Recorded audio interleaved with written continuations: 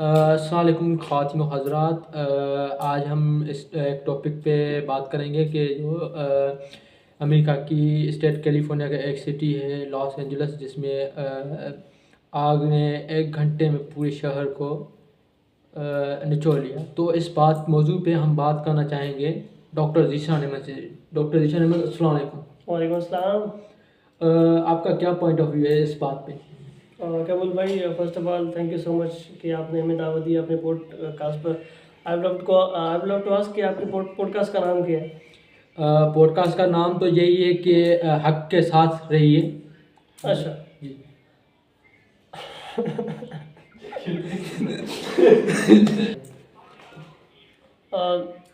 तो मैं आपसे पूछ रहा था कि आपके पॉडकास्ट का नाम क्या है? I would love to ask from you once again.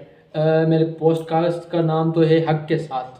अच्छा, आप हक के साथ हैं? जी बिल्कुल। तो मतलब दीगर जो पॉडकास्ट वाले हैं वो ना के साथ हैं? नहीं, ऐसे तो नहीं है, लेकिन हमारे पॉडकास्ट का जो एक बहुत बड़ा मकसद है वो है हक के साथ। अपने इमाम के नाम पे, इमाम हुसैन अलैहिस्सलाम के नाम पे रखा है, हक के साथ। Okay, thank you. अल्लाह आपको कामयाब करे आपके इस नए मिशन में। आपने जो ये जो पॉडकास्ट का काम किया है, जी बिल्कुल। May you get succeed in future as well, इंशाल्लाह। सो आप बात कर रहे थे इस आग की जो कि लॉस एंजल्स में लगी है अमेरिका में। ये जो हो रहा है, तो आप क्या पॉइंट ऑफ व्यू मुझसे लेना चाह रहे हैं? तो लगा हुआ है, एक नेचुरल चीज़ हुई है और ये इट इज़ वेरी डिवास्टेटिंग और बहुत जो कि इसने नुकसान कर चुका है वहाँ पर, और वहाँ के जो लोग हैं उनकी जो माली मिल्कियत है, and in the case of dollars they have done a great, it has done a great damage to them. Yes, एक इस्लामिक पॉइंट ऑफ व्यू से देखें तो हमारे गज़ा में मुसलमान भाइयों के पे एक उसके हम साया कंट्री इसराइल ने उन पे 1.5-2 साल तकरीबन हो गए होंगे, जो मोस्टली कॉन्सिस्टेंसी के साथ वो लगातार हमला कर रहे हैं। तो इस हिसाब से देखें तो ये तो उनके साथ, अमेरिका के साथ अच्छा हुआ कि एक उनको पता भी नहीं चला कि इतना उनको नुकसान हो गया है। एक तो ये अच्छा पॉइंट ऑफ व्यू ये है मेरे ख्याल में, उनको बहुत बड़ा लॉस हुआ है। लेकिन एक दूसरा पॉइंट ऑफ व्यू है कि थोड़ा सा देखें तो जैसे हमारे मुस्लिम भाई उस स्टेट में भी रह रहे हैं, तो उनका क्या कसूर? अगर नेचुरली हुआ है तो ये तो बहुत बड़ी बात है, अच्छी बात है। लेकिन ये थोड़ा यार एहसास हो रहा है मुझे डॉक्टर ज़ीशान अहमद। तो आप क्या कहना चाहेंगे इस बात पे? वेल देखें, कहते हैं कि अल्लाह ताला की जो लाठी है वो सबसे मजबूत है। हाँ बिल्कुल।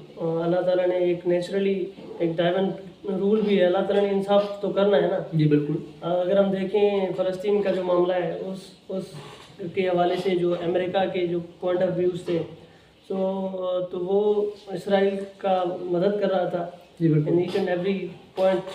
बिल्कुल। और दीगर जो ममालिक हैं, कई ऐसे ममालिक हैं जो कि इसराइल के फेवर में हैं और जो कि फ़लस्तीन का वो हेल्प आउट नहीं कर रहे थे, लेकिन दे नो दैट कि हक पर कौन है। हक पे, जी बिल्कुल। एक्चुअली होता यही है कि जो हक पर होता है उसके साथ अल्लाह ताला होता है। जी बिल्कुल। ठीक है, you will get that example from the incidents of Karbala. बिल्कुल। मौला इमाम हुसैन अलैहिस्सलाम हक पर थे और जो उनके जो अपोजिट में थे वो नाहक पर थे। बिल्कुल। आज तक मौला इमाम हुसैन अलैहिस्सलाम का जिक्र चल रहा है और उनका कोई जिक्र नहीं कर रहा। तो सो पॉइंट टू से यही है कि जो हक पर होता है उनके साथ अल्लाह होता है, और अल्लाह की जो लाठी होती है वो सबसे मजबूत और ताकतवर होती है। बिल्कुल। अल्लाह ताला ने इंसाफ करना है कुदरतन, यू नो। तो अमेरिका का ये जो लॉस हुआ है, आई थिंक अभी उसको समझ में आएगा कि जो एक्चुअल पेन होता है, जो एक्चुअल लॉस होता है, वो जो मतलब एक जो आवाम है वो जब बेघर हो जाती है। कई हमारे जो फ़लस्तीनी भाई हैं वो बेघर हो गए, उनका माली जो कि नुकसान हुआ है, और वो मजलूम थे बिल्कुल। तो अभी उनको ये ना एक अल्लाह ताला ने एहसास तो दिलाना है ना कि भाई अगर आप इस सिचुएशन में हैं तो अभी आप कैसे फील कर रहे हैं। बिल्कुल बिल्कुल। राइट।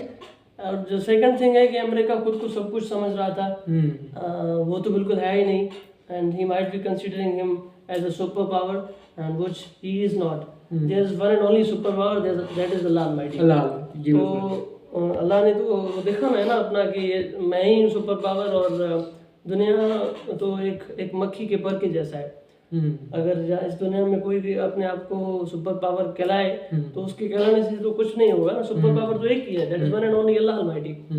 तो एक डायवन जो कि है ना वो बैलेंस भी है, अल्लाह ताला ने बैलेंस एक इक्विलिब्रियम भी कायम करना है। बिल्कुल कि भाई अगर आप इतने अरसे तक नाइंसाफी करेंगे और इंसाफ का साथ नहीं देंगे तो फिर अल्लाह ने भी इंसाफ करना होता है। अल्लाह ने करना होता है और जालिमों को अल्लाह ऐसा सबक सिखा जाता है कि वो बहुत बड़े एक उनको सबक मिल जाता है। और उनको जब पता चलता है ना कि उनके साथ ये जो हो रहा है, तो जो दूसरों में मजलूम पे मजाक उड़ा रहे थे पहले गजा पे, तो अब उन पे क्या गुजर रही होगी, तो आपको ये तो आइडिया होगा।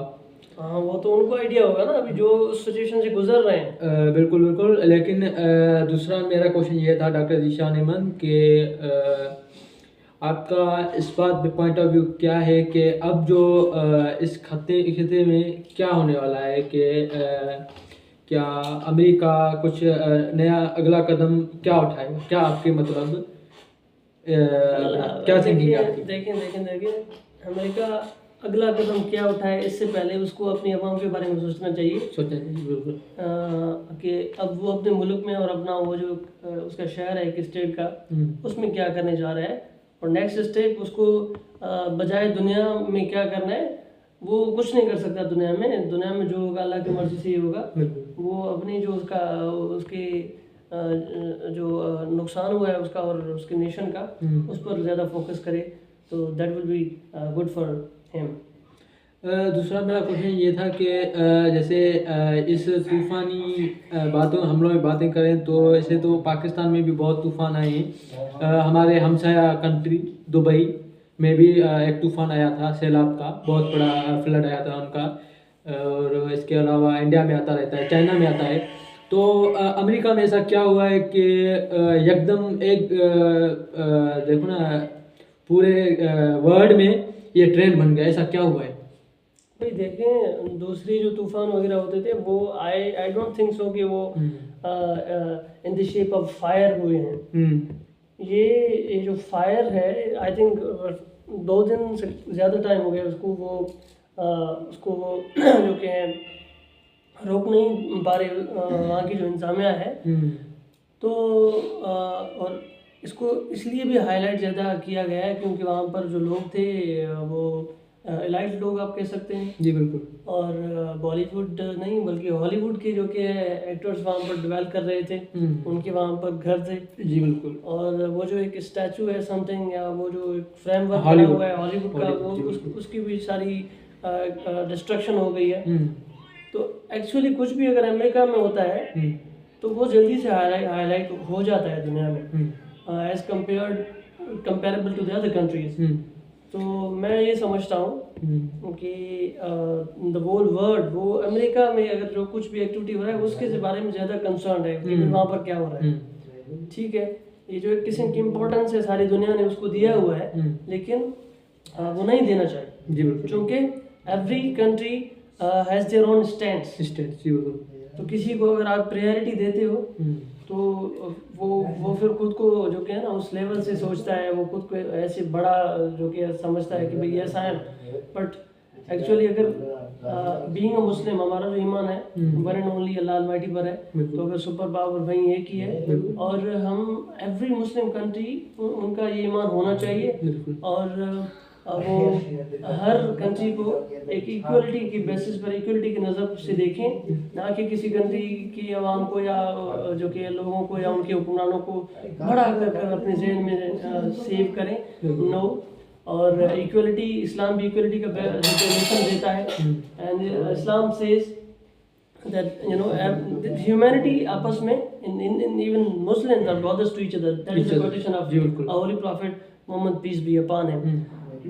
तो अगर हम बात करें तो ये जो एक सिस्टम है किसी को खुद से ज़्यादा समझने का, ये इस चीज़ को जहन से निकाल देना चाहिए। अगर नुकसान है अमेरिका में भी नुकसान हो रहा है तो उसको जिस पॉइंट ऑफ व्यू से दुनिया ले रही है, अगर इसी पॉइंट ऑफ व्यू से दुनिया अगर फ़लस्तीन के मसले को भी लेती तो हम जो कि इस मामले में भी दुनिया के साथ होते। बिल्कुल। एक ह्यूमैनिटी की जो बात है, humanity human they dwell everywhere in every each and every part of this country. तो अगर कहीं पर जो कि नुकसान हो रहा है, we will take this example of फ़लस्तीन वंस अगेन, वहाँ पर नुकसान हो रहा था, लोग मारे जा रहे थे। जी बिल्कुल। तो वहाँ पर ये जो सारी दुनिया थी वो मतलब गहरी नींद में सोए हुए थे सारे। उस चीज़ को इतना हाईलाइट नहीं किए जा रहे थे, बिल्कुल। सिवाय कुछ मुस्लिम जो कि कंट्रीज़ के। और स्पेशली मैं आई वुड लव टू से जो ये मुस्लिम कंट्रीज़ थे, इनको साथ देना चाहिए था फ़लस्तीन का, और देना भी चाहिए बीइंग मुस्लिम। तो बात कहने का मकसद ये है कि दुनिया को एज ए ह्यूमन सारी जो इंसानियत है उसको एक पॉइंट ऑफ व्यू से देखना चाहिए, एक पॉइंट ऑफ व्यू से देखना चाहिए। एक तो ये पॉइंट ऑफ व्यू होगा इंसानियत का। बिल्कुल। तो नाज़रीन छोटी सी ब्रेक लेते हैं, बहुत ज़्यादा हो गया। तो एक और दूसरा पॉइंट ऑफ व्यू देखें कि इस्लाम के हिसाब से अल्लाह ताला कुरान में कह रहा है कि ए ईमान वालों, यहूद व नसारा को दोस्त ना बनाओ, वो आपस में एक दूसरे के दोस्त हैं, और तुम में जो कोई उनसे दोस्ती रखेगा तो वो उन्हीं में से बेशक अल्लाह है इंसाफ को राह नहीं देगा। और ऑफ कोर्स अगर हम देखें, यहूद व नसारा आपके दोस्त नहीं होंगे, ये अल्लाह ताला कुरान में फरमाते हैं, राइट। तो इस बात को being Muslim, every Muslim should get that point कि भाई यहूद व नसारा आपके दोस्त नहीं होंगे, ठीक है।